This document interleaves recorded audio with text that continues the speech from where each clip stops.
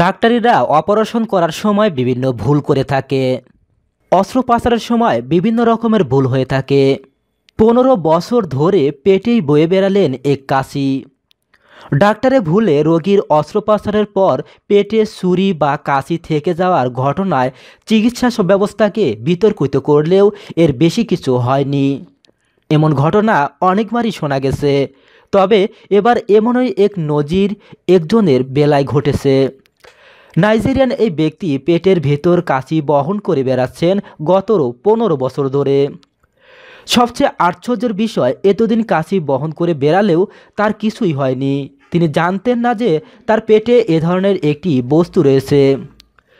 Saudi আরবে হজ করতে এসে ধরা পড়ে এই ঘটনাটি। দেশটির রাজধানী জেদ্দা বন্দরে সবাইকে অবাক করে দিয়ে ওই ব্যক্তির পেটের ভিতর কাশিটি শনাক্ত হয়। সৌদি সংবাদপত্র আল ওয়াতান এ খবরে এ তথ্য জানায়। বলা হয়, কি করে এত বড় একটি কাশি তার পেটে ঢুকে গেল।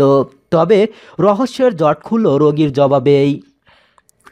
ওই রোগী জানান, 15 বছর আগে একটি অস্ত্রোপচার হয়েছিল তার। সে সময় হয়তো ডাক্তার ভুল করে পেটের ভিতর কাশিটি রেখে সেলাই করে দিয়েছিলেন।